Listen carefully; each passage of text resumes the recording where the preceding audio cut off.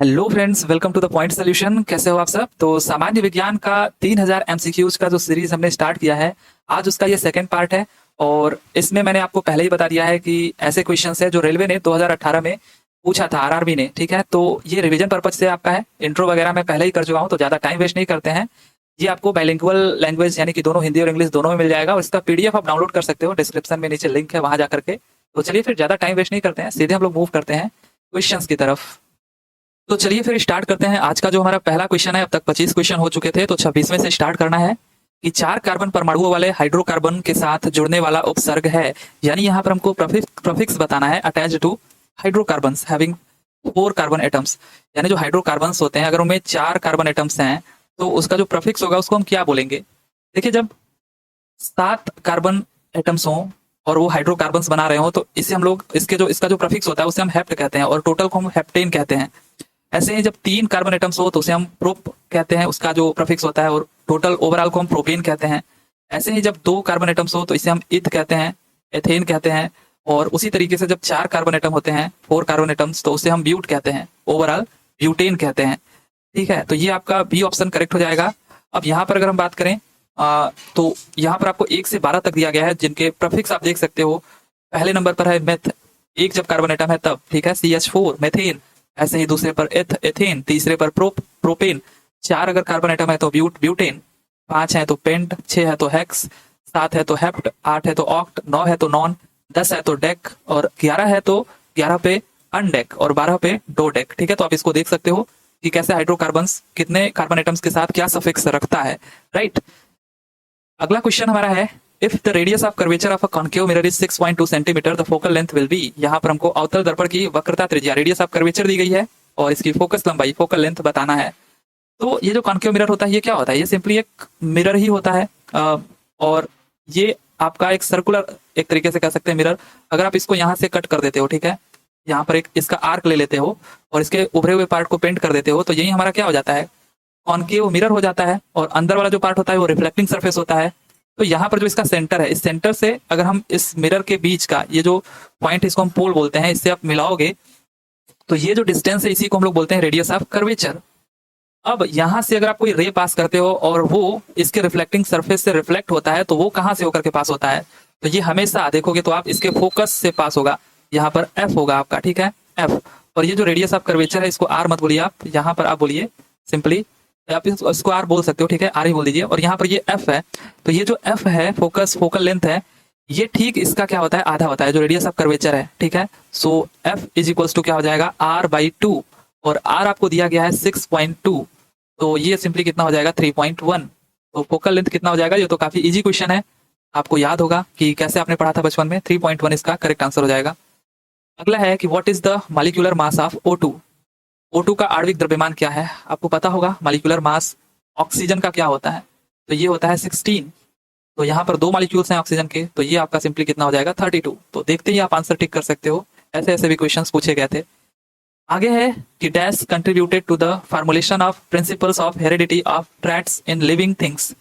किसने सजीव वस्तुओं में लक्षणों की आनुवंशिकता के सिद्धांतों के प्रतिपादन में योगदान दिया था? तो ये भी आप जानते होंगे, ग्रेगर जॉन मेंडल ने। ठीक है, सो डी ऑप्शन यहाँ पर आपका क्या है? करेक्ट है, ग्रेगर जॉन मेंडल ने। अगला जो क्वेश्चन हमारा है कि the colour of clouds appears white due to. तो बादलों का रंग सफेद डैश के कारण दिखता है, किसके कारण दिखता है? तो चाहे बादलों का रंग सफेद हो, या फिर आकाश का कलर नीला दिखाई देता हो, या फिर अगर हम बात करें कि सूर्योदय और सूर्यास्त के समय जो सूर्य का कलर लाल दिखाई देता है, तो इन सबके पीछे का रीजन क्या है? तो इन सबके पीछे का रीजन है स्कैटरिंग ऑफ लाइट। ठीक है, तो अगर आपसे इन तीनों में से कोई भी पूछे कि सूर्योदय या सूर्यास्त के समय जो सूर्य का कलर सूर्य की किरणों का कलर लाल दिखाई देता है, और बादलों का रंग सफेद दिखाई देना, और आकाश का कलर नीला दिखाई देना, ये किसके कारण होता है? तो आप स्कैटरिंग ऑफ लाइट को टिक करोगे। राइट। अगला क्वेश्चन हमारा है, डैश के कारण स्क्लेरेनकाइमा कोशिका की दीवार मोटी होती है। So due to the dash the wall of sclerenchyma cell becomes thick. तो ये किसकी वजह से होता है? तो ये एक्चुअली पौधों में ये कोशिका पाई जाती है, स्क्लेरेनकाइमा सेल, और इसमें एक लिग्नाइन ऑर्गेनिक पॉलीमर मौजूद होता है। ठीक है, ये आपका क्वेश्चन देखिए, आपको हो सकता है टफ लगे।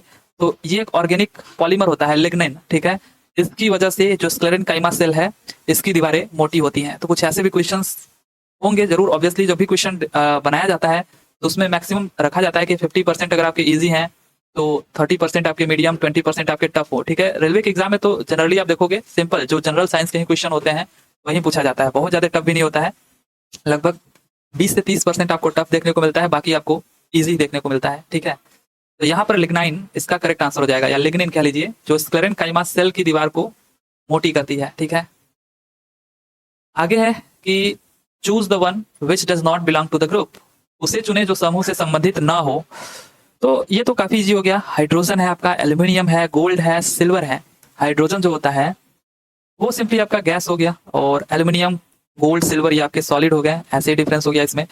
और दूसरा चीज ये आपका नॉन मेटल है। ठीक है, नॉन मेटल्स, और ये आपके क्या है, मेटल्स हैं। तो चाहे जैसे भी आप कर लीजिए तो काफी इजी हो जाएगा।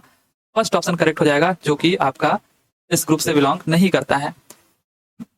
आगे है कि what is the commercial unit of energy. अब एनर्जी की कॉमर्शियल यानी व्यावसायिक इकाई क्या है। देखिए, जो इसका एसआई यूनिट होता है वो जूल होता है एनर्जी का। ठीक है, लेकिन कॉमर्शियल यूनिट की बात हो रही है। कमर्शियल यूनिट सबको पता होगा, जो घरों में बिजली का बिल आप देते हो वो क्या देख करके देते हो, तो आप किलोवाट आवर को देख कर देते हो। ठीक है, तो किलोवाट आवर जो है ये आपका कमर्शियल यूनिट होता है। अगर हम बात करें यहाँ पर एक यूनिट की, ठीक है, इसे इसे हम लोग यूनिट में रिप्रेजेंट करते हैं, तो इसी को हम लोग बोलते हैं 1 किलोवाट आवर। ठीक है, अब यहाँ पर जो 1 किलोवाट आवर है ये किस चीज को बता रहा है कि आप एक घंटे में कितना वाट एनर्जी को खर्च कर दे रहे हो। अगर आप एक घंटे में 1000 वाट एनर्जी को खर्च कर दे रहे हो तो आप एक तरीके से 1 यूनिट एनर्जी खर्च कर दे रहे हो। अब जैसे आपके घरों में अगर एक फैन है और उस फैन का जो रेटिंग दिया गया है वो 50 या 60 ऐसे दिया गया है, मैं मान के चलता हूँ 50 दिया गया है कि 50 वाट वो खर्च कर देता है आपका एक घंटे में। ठीक है, तो अब आप निकालना चाहते हो कि हम कितना यूनिट खर्च कर रहे हैं, तो इस यूनिट के हिसाब से लेकर के चलिए किलोवाट आवर। अब ये जो 50 है, 50 ये तो वाट में है, इसको आप किलोवाट में बदलिए तो ये आपका हो जाएगा 0.05 किलोवाट। ठीक है, किलोवाट। और एक घंटे यानी एक से आप अगर इसका मल्टीप्लाई करते हो तो ये आपका आ जाएगा 0.05 यूनिट, यानी एक घंटे में आप अपने फैन से इतने यूनिट बिजली को खर्च कर रहे हो। ठीक है, एनर्जी खर्च कर रहे हो। अगर आप एक दिन में लेट अस सपोज आप 20 घंटे फैन को चलाते हो, तो अगर आप इसको 20 से मल्टीप्लाई कर देते हो तो ये आपका आ जाता है 1 यूनिट। ठीक है, आप 20 से अगर 0.05 को मल्टीप्लाई करते हो तो ये आपका 1 आ जाएगा। यानी आप दिन भर में यानी 24 घंटे में अगर 20 घंटे फैन को चलाते हो तो आप 1 यूनिट बिजली को खर्च कर देते हो। या फिर अगर आप हो सकता है अगर आप कहीं ऑफिस जाते हो या फिर कुछ करते हो 10 ही घंटे यूज कर रहे हो, तो यानी कि आप यहाँ पर अब आप इसका अगर मल्टीप्लाई करते हो तो ये आपका आ जाता है 0.5 यूनिट, यानी आप 0.5 यूनिट बिजली खर्च करते हो। और लेट अस सपोज कि आपके घर का जो बिजली का बिल है वो 1 यूनिट का आप 7 रुपए दे रहे हो या फिर 8 रुपए दे रहे हो, तो इस हिसाब से आप एक दिन में आप एक पंखे से 7 रुपए खर्च कर रहे हो अगर आप 20 घंटे चलाते हो। वहीं पर अगर आप 10 घंटे चलाते हो तो आप 3.5 रुपीज, ठीक है, तो 3.5 रुपए खर्च करते हो एक दिन में आप अपने एक पंखे से। तो ये आपका कमर्शियल यूनिट हो गया किलोवाट आवर, राइट।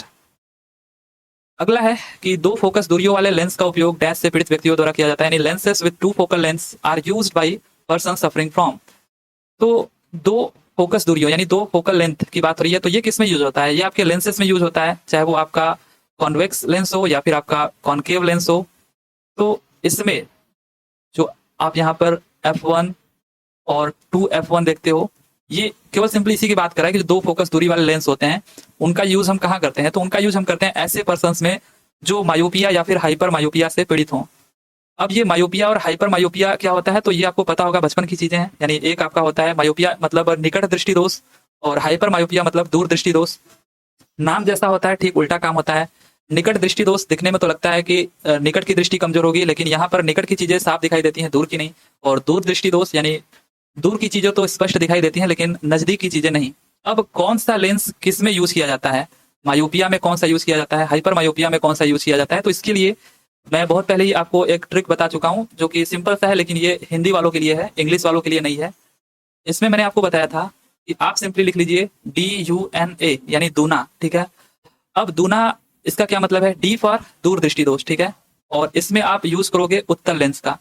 अगर आपको दूर दृष्टि दोष है तो आप उत्तल लेंस का यूज करोगे यानी कॉन्वेक्स लेंस का यूज करोगे। और N फॉर निकट यानी निकट दृष्टि दोष अगर आपको है तो आप यूज करोगे A फॉर अवतल लेंस का, ठीक है, यानी कॉनकेव मिरर का।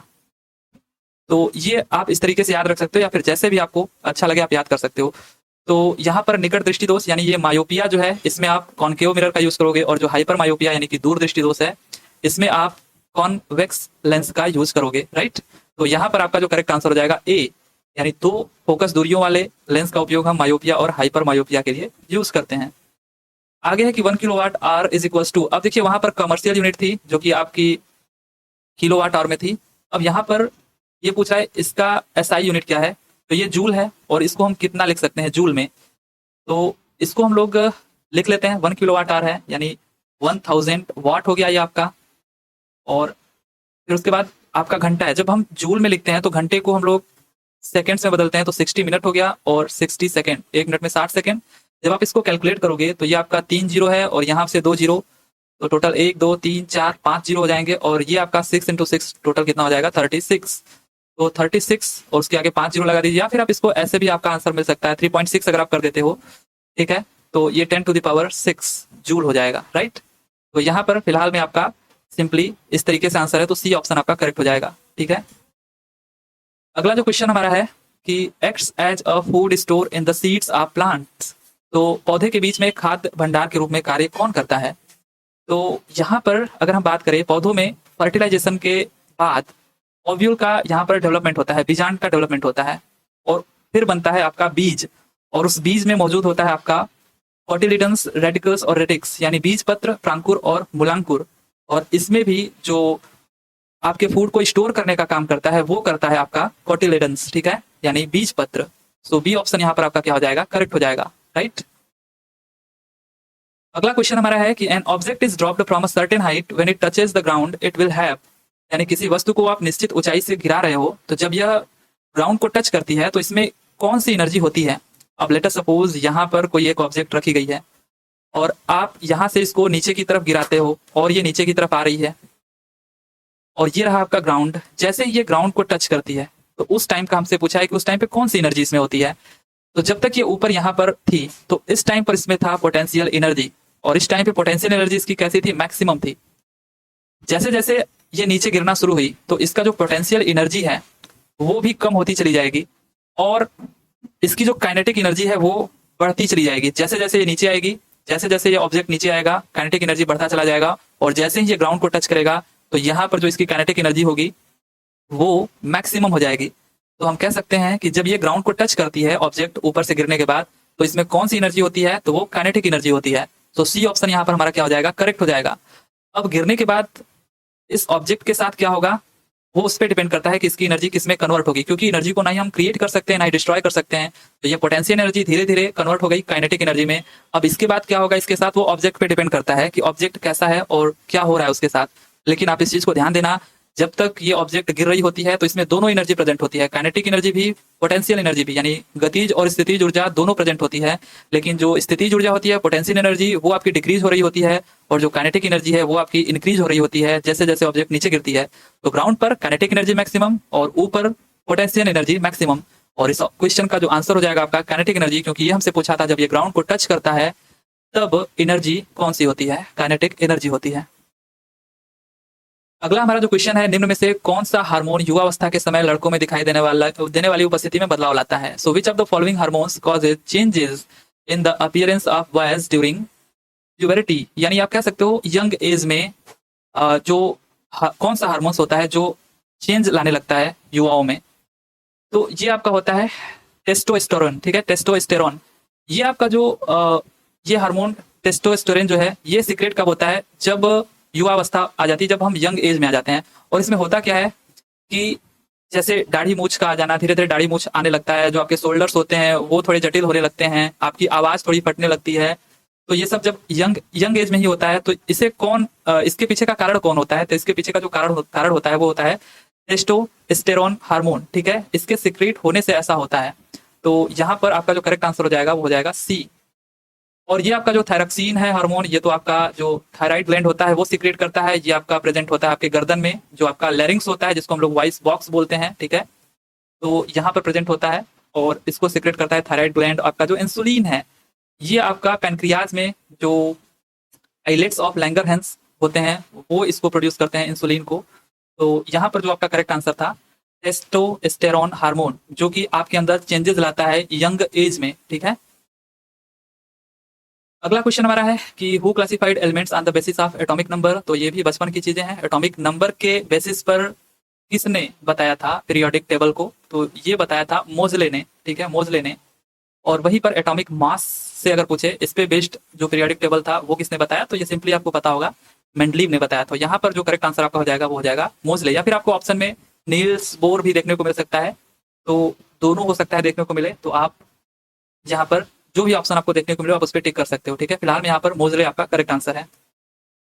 आगे है कि 120 वाट के एक विद्युत लैंप का प्रतिदिन 8 घंटे उपयोग किया जाता है। लैंप द्वारा एक दिन में प्रयुक्त की गई ऊर्जा की गणना करें। देखिए यही क्वेश्चन मैं आपको पहले भी बता चुका हूँ कि an electric lamp of 120 what is used for 8 hours a day. Calculate the energy used by the lamp in a day.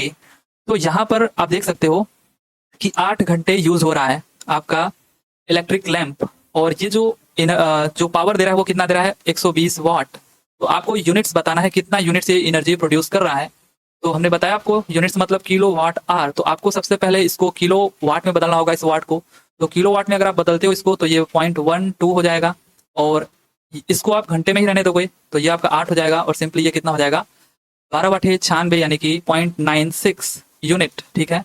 तो यहाँ पर आपका ए ऑप्शन करेक्ट हो जाएगा। तो यानी अगर आप इलेक्ट्रिक लैंप को 8 घंटे तक चलाते हो और ये 120 वाट प्रोड्यूस करता है 1 घंटे में, तो आपका जो यूनिट यूज होगा वो कितना होगा 8 घंटे में? तो 0.96 यूनिट्स यूज होंगे। आगे है कि कैल्शियम हाइड्रोक्साइड का सही सूत्र क्या है? So what is the correct formula? Simply formula पूछा था तो आप बता सकते हो कैल्शियम हाइड्रोक्साइड CaOH का ट्वाइस। ये क्या होता है आपका? ये होता है आपका बिन बुझा चूना। फिर बुझा हुआ चूना क्या होता है? कैल्शियम ऑक्साइड, जिसे हम बुझा हुआ चूना या फिर क्विक लाइम बोलते हैं, ठीक है। यही हमारा होता है क्विक लाइम। जैसे ये हमारा जल के साथ अभिक्रिया करता है, ठीक है, या शुद्ध जल आप कह सकते हो, जब इसके साथ ये रिएक्शन करता है तो ये आपका बना देता है CaOH का ट्वाइस, ठीक है, यानी बिन बुझा चूना, जिसे आप सफेदी लाने के लिए, ठीक है, यानी दीवारों पर सफेदी लाने के लिए यूज करते हो। और एक चीज और आप ध्यान रखो कि अगर आप इसको रिएक्ट करते हो कार्बन डाइऑक्साइड के साथ तो ये आपका बना लेता है कैल्शियम कार्बोनेट, जिसे आप बोलते हो लाइम स्टोन, ठीक है। और यहाँ पर अगर हम बात करें, इसी को हम लोग बोलते हैं मार्बल, ठीक है, मार्बल। तो ये आपका बनाता है कैल्शियम कार्बोनेट कार्बन डाइऑक्साइड के साथ रिएक्ट करने पर कैल्शियम हाइड्रोक्साइड, जो आपका होता है CaOH का ट्वाइस। तो यहाँ पर आपको सिंपली पूछा गया था कैल्शियम हाइड्रोक्साइड का क्या फार्मूला है? तो CaOH का ट्वाइस। इसी को हम लोग बोलते हैं बिन बुझा चूना, राइट, या फिर स्लैग्ड लाइम भी बोलते हैं। ये भी आप ध्यान रखिएगा, स्लैग्ड लाइम। अगला क्वेश्चन हम लोग देखते हैं कि एक 40 kg भार वाली लड़की 4 सेकंड में 5 मीटर ऊंची सीढ़ियों पर तेजी से चढ़ जाती है। उसके द्वारा डेवलप्ड पावर कितना होगा? जी की वैल्यू गिवन है। तो यहाँ पर आप देख सकते हो कि जब जी की वैल्यू गिवन है तो आपको कुछ समझ में आ रहा होगा कि हमको यहाँ पर पावर निकालना है। और आपने अभी देखा था कि पावर को अगर हम टाइम के साथ देखते हैं मल्टीप्लाई करके तो ये हमको एनर्जी देता है, राइट। तो अगर हमें एनर्जी पता चल जाए तो हम आसानी से पावर निकाल सकते हैं एनर्जी अपॉन टाइम करके। और यही मैं कह रहा हूँ कि जी को देख करके आपको कुछ समझ में आ रहा होगा कि जो पोटेंशियल एनर्जी होती है वो क्या होता है? mgh, ठीक है, जहां पर m आपका क्या है? मास ऑफ द ऑब्जेक्ट, और g आपका ग्रेविटेशनल फोर्स, और h जो है वो आपकी हाइट हो गई। तो ये हाइट पर ही होगी, क्योंकि हमने देखा तो था कि जो पोटेंशियल एनर्जी है वो हाइट पर है। अगर ये रेस्ट में है ये ऑब्जेक्ट तो इसमें पोटेंशियल एनर्जी है, जब तक कि ये नीचे ना गिरने लगे। जैसे जैसे ये नीचे गिरने लगेगा इसकी पोटेंशियल एनर्जी कम होने लगेगी, काइनेटिक एनर्जी बढ़ने लगेगी। तो यही चीज यहाँ पे भी पूछा गया। जब लड़की यहाँ पर सीढ़ी चढ़ करके, अब ये सीढ़ी कैसे भी हो सकती है, जरूरी नहीं कि ऐसे ही हो, ऐसे भी हो सकती है। हमें तो मतलब ये है कि कितना ये मीटर ऊंचा गई है। तो ये ग्राउंड से 5 मीटर की ऊंचाई पर पहुंची है, और उसी ऊंचाई पर हमसे पूछा जा रहा है कि कितना ये पावर डेवलप कर ली। तो पहले हम एनर्जी निकाल लेते हैं, और कौन सी एनर्जी यहाँ पर होगी इसके अंदर, क्योंकि अब ये ऊंचाई पर जहां पर है इस टाइम पर ये रेस्ट में है, और इसमें पोटेंशियल एनर्जी है, और पोटेंशियल एनर्जी आप जानते हो क्या होता है? mgh। सो mgh यानी m हमारा दिया हुआ है 40 kg भार है। देखिए भार का मतलब आप वेट मत समझ लीजिएगा, यहाँ पर वेट जो होता है इसी को हम लोग ग्रेविटेशनल फोर्स कहते हैं, और इसका जो यूनिट होता है वो न्यूटन होता है। ये वेक्टर क्वांटिटी है, मैंने आपको बताया था इसके बारे में। और यहाँ पर यूनिट केजी में दिया गया है, इसका मतलब ये द्रव्यमान दिया गया है, m की वैल्यू है। ये एक स्केलर क्वांटिटी है, इसका यूनिट केजी होता है। तो ये 40 kg द्रव्यमान है, राइट।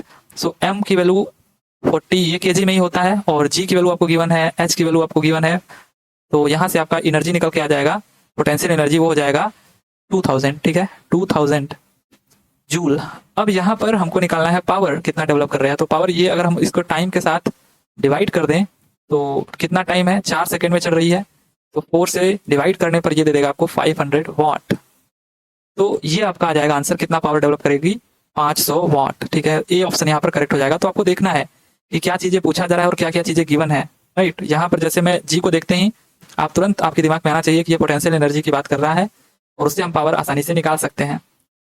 आगे है कि 5 to 8% एसिटिक एसिड को कहा जाता है, क्या कहा जाता है, ये ऐसा होना चाहिए था कि 5 to 8% एसिटिक एसिड को जल में मिलाने पर इसे क्या बोला जाता है। अगर आप कुछ भी ले लीजिए, 100 ml वाटर ले लीजिए, ठीक है, 100 ml वाटर अगर आप ले लेते हो और इसमें अगर आप 5 to 8% एसिटिक एसिड मिलाते हो तो ये बन जाता है विनेगर, सिरका। और ये क्वेश्चन ऐसे भी पूछा जाता है कि सिरके में कौन सा एसिड मौजूद होता है, मतलब पूछ चुका है, आरआरबी जेई वगैरह में भी पूछ चुका है।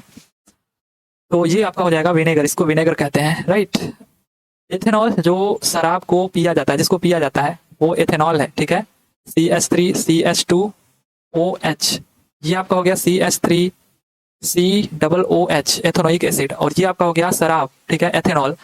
एक आपका होता है मेथेनॉल, ठीक है, यानी CH3OH। देखिए, जो एक कार्बन मेथ और 2 कार्बन यानी एथ, ये भी मैंने आपको बताया। ये वाला जो शराब होता है इसको लोग पीते हैं तो उठ नहीं पाते हैं, मतलब गिर जाते हैं। और ये वाला जो शराब होता है ये जहरीली शराब होता है, इसको पीने के बाद आदमी उठता ही नहीं है बल्कि उठ जाता है, ठीक है। तो ये आपका हो गया मेथेनॉल। और ये जो आपका ग्लेशियल एसिटिक एसिड है ये और कुछ नहीं बल्कि ये जो आपका 5 to 8% एसिटिक एसिड आप देख रहे हो ना, अगर इसको आप पानी में ना मिलाओ तो इसी को हम कहते हैं ग्लेशियल एसिटिक एसिड ही होता है, ठीक है। यानी कि ये इसका विशुद्ध रूप है, राइट, शुद्ध रूप है, ऐसा कह सकते हैं आप। तो यहाँ पर जो करेक्ट आंसर हो जाएगा ए। आगे है कि sound waves with frequencies below the audible range are called. तो जो साउंड वेव होते हैं जो ऑडिबल रेंज से अगर ये कम है इनकी फ्रीक्वेंसी तो इसको हम क्या कहेंगे। पहली बात तो ऑडिबल रेंज कितनी होती है, तो ये आपको पता होगा कि 20 हर्ट्ज से लेकर के 20 किलो हर्ट्ज, ठीक है, ये ऑडिबल रेंज होती है। अगर इससे आप कम हो यानी 0 to 20 हर्ट्ज तक हो तो इसको हम लोग कहते हैं इंफ्रासोनिक, ठीक है, इंफ्रासोनिक साउंड वेव। और अगर आप इससे अधिक हो 20 किलो हर्ट्ज से एबव हो तो इसको हम लोग कहते हैं अल्ट्रासाउंड, या फिर इसको हम लोग अल्ट्रासोनिक साउंड वेव कहते हैं, ठीक है, दोनों आप कह सकते हो। तो यहाँ पर हमसे पूछा गया है बिलो द ऑडिबल रेंज, तो डी ऑप्शन हमारा क्या हो जाएगा, करेक्ट हो जाएगा। ये सुपरसोनिक क्या है, ये स्पीड ऑफ साउंड है, जो साउंड की स्पीड होती है एट रूम टेम्परेचर, ठीक है, कितनी होती है वो 346 के अराउंड होती है, 346 मीटर पर सेकेंड। अगर इससे ज्यादा स्पीड होता है साउंड का तो इसी को हम लोग कहते हैं सुपरसोनिक स्पीड, राइट। तो ये एक स्पीड है। बाकी इंफ्रासोनिक कब कहते हैं, जब ऑडिबल रेंज से नीचे हो। अल्ट्रासोनिक या अल्ट्रासाउंड कब कहते हैं, जब ऑडिबल रेंज से ऊपर हो। आगे है कि as a beam of light travels from water to glass it bends, जो प्रकाश की किरण है पानी से ग्लास तक जाती है तो ये किधर की तरफ झुकती है। और साथ ही साथ यहाँ पर स्पीड भी पूछा गया है, गति इसकी क्या होती है। तो देखिए, ये आपका अगर हम लोग इसको मान ले सरफेस, और ये आपका हो गया एक तरीके से वाटर, ठीक है, वाटर। और ये वाला जो इस सरफेस के इस साइड क्या है आपका ग्लास वाला एरिया है। और इस वाटर से अगर हम एक रे को पास करा रहे हैं ऐसे, ठीक है, और यहाँ से इसका हम लोग नॉर्मल ड्रॉ कर देते हैं, तो जब भी वाटर से ग्लास की तरफ ये रे आती है तो पूछा जा रहा है कि ये जो रे है ऐसे तो इसको सीधे चले जाना चाहिए था, लेकिन ये झुकेगी या फिर ये नॉर्मल है, ठीक है, या तो नॉर्मल की तरफ झुकेगी या इससे दूर जाएगी। तो ऐसा कब होगा, तो अगर जो हमारा रिफ्रैक्टिव इंडेक्स आप जानते होंगे, ठीक है, जो म्यू होता है, यहाँ पर वाटर का कितना होता है, ये 1.33 होता है, ये कितना होता है ग्लास का 1.52 होता है। तो अगर हमारा प्रकाश की किरण रेयरर मीडियम से डेंसर मीडियम में जा रही है, यानी कि जिसका रिफ्रैक्टिव इंडेक्स कम है से अधिक रिफ्रैक्टिव इंडेक्स की तरफ जा रही है, तो जो रे ऑफ लाइट है वो नॉर्मल की तरफ झुकेगी, ठीक है, और इसका जो स्पीड होगा वो भी कम होगा। स्पीड क्या होगा, कम होगा। तो डेंसर की तरफ जाने पर क्या होगा, स्पीड कम होगी और नॉर्मल की तरफ झुकेगी। वही अगर ये ऐसा होता, ये आपका हो जाता, मान लीजिए ये आपका ग्लास हो जाता, उल्टा हो जाता ग्लास, और ये आपका वाटर हो जाता, ठीक है। तो अब डेंसर मीडियम ये हो गया, यानी 1.52 रिफ्रैक्टिव इंडेक्स वाला, और ये 1.33। तो अब यहाँ पर अगर आप नॉर्मल ड्रॉ करो यहाँ से, तो जो रे है उसको तो सीधे जाना चाहिए था ऐसे, लेकिन अब ये सीधे ना जाकर के ये जो नॉर्मल है इससे दूर जाएगी, यानी इधर के साइड जाएगी, और इसकी स्पीड भी क्या होगी, इंक्रीज होगी। यानी ये आपका डेंसर मीडियम है, रेयर मीडियम। मतलब आप ही सोचो कि भीड़ भाड़ वाले इलाके में आप स्लो चलोगे, जैसे ही आप भीड़ भाड़ वाले इलाके से बाहर आओगे तो आपकी स्पीड बढ़ जाएगी, ठीक है, और आप नॉर्मल से दूर जाओगे। और यहाँ पर अगर आप पहले कम भीड़ भाड़ वाले इलाके में हो, जैसे ही भीड़ भाड़ वाले इलाके में आते हो तो आपकी स्पीड कम हो जाएगी और आप नॉर्मल के पास आओगे। तो यहाँ पर आपका है कि ये जो लाइट है वो ट्रेवल कर रही है वाटर टू ग्लास, तो यानी रेयरर टू डेंसर कर रही है, तो ऑब्वियसली स्पीड जो है वो कम होगी, तो ये तो वैसे ही गलत हो गए, ठीक है। अब स्लो होगी, साथ ही साथ ये नॉर्मल की तरफ झुकेगी, तो towards normal and become slower हमारा करेक्ट आंसर हो जाएगा, ठीक है। सामान्य की ओर और धीमा हो जाएगी। आगे है कि किसी सैटेलाइट और पृथ्वी के बीच आकर्षण का गुरुत्वाकर्षण बल डैश को तेजी प्रदान करता है, मतलब force of attraction between satellite and earth accelerates. ये देखिए, मैंने आपको पहले ही बताया कि जो सैटेलाइट होती है ये अगर पृथ्वी के चारों ओर चक्कर लगा रही होती है तो ये किसकी वजह से, कौन सी फोर्स इस पे एक्ट करती है? Gravitational force. लेकिन ये जो ग्रेविटेशनल फोर्स है इसी को हम कहते हैं यहाँ पर सेंट्रीपिटल फोर्स। सेंट्रीपिटल फोर्स मैंने आपको बताया था एक झूले का एग्जांपल लेकर के, कि झूले पर अगर झूला अगर सर्कुलर पाथ में मोशन कर रहा है, इसमें बैठा हुआ जो व्यक्ति है उसे बाहर से कोई देख रहा है तो वो देखेगा कि ये बंदा बाहर की तरफ नहीं जा रहा है बल्कि ये इससे अट्रैक्टेड है, यानी ये झूला जिस स्टिक से लगा होगा उस पर एक टेंसाइल फोर्स वर्क कर रहा है जो कि इसको बाहर नहीं जाने दे रहा है, और इसी टेंसाइल फोर्स को हम यहाँ पर सेंट्रीपिटल फोर्स कहते हैं, अभिकेंद्री बल कहते हैं। तो यहाँ पे जो टेंसाइल फोर्स है वो सेंट्रीपिटल फोर्स का काम कर रही है। यहाँ पर ये जो ग्रेविटेशनल फोर्स है, ठीक है, ग्रेविटेशनल फोर्स वो सेंट्रीपिटल फोर्स का काम कर रही है। और वहीं पर अगर हम बात करें जो न्यूक्लियस होता है उसके जो चारों ओर इलेक्ट्रॉन चक्कर लगा रहा होता है वो भी किसी न किसी फोर्स से अट्रैक्टेड होता है इस पे, और वो फोर्स होता है इलेक्ट्रोस्टैटिक फोर्स। तो यहाँ पर जो सेंट्रीपिटल फोर्स है वो इलेक्ट्रोस्टैटिक फोर्स की तरह काम कर रहा है, यहाँ पे भी सेंट्रीपिटल फोर्स काम कर रहा है, ठीक है। तो ये जितने भी अभिकेंद्री बल हैं तो सारे के सारे जगह पे, लेकिन इनके रूप अलग हैं, ठीक है। कहीं पर ये ग्रेविटेशनल, कहीं पे इलेक्ट्रोस्टैटिक, कहीं पे टेंसाइल फोर्स है।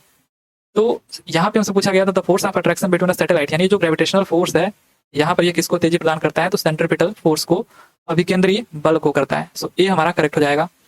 अगला है कि what will be the amount of copper in 1 kg of alloy if the alloy contains 32% copper, 40% zinc and rest zinc.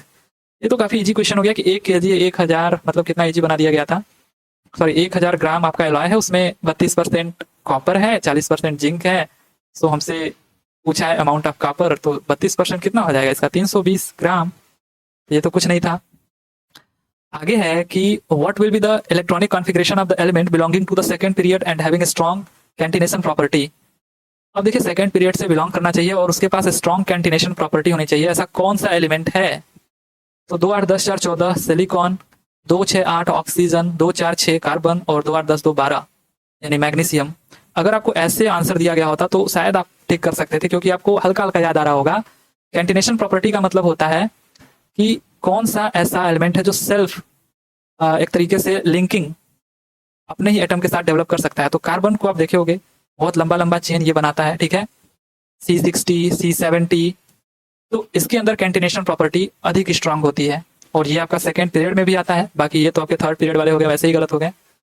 तो कार्बन यहाँ पर आपका करेक्ट आंसर हो जाएगा। अगर ऐसे दिया होता तो आपको थोड़ा बहुत याद आता कि ये चेन लंबा लंबा चेन बना रहा है तो कैंटिनेशन प्रॉपर्टी इसकी ज्यादा है, श्रृंखलन गुण, श्रृंखला बनाने का गुण इसमें ज्यादा है, लेकिन आपको थोड़ा सा घुमा करके इसका इलेक्ट्रॉनिक कॉन्फ़िगरेशन दे दिया गया था। तो सी यानी कार्बन यहाँ पर करेक्ट आंसर हो जाएगा, राइट।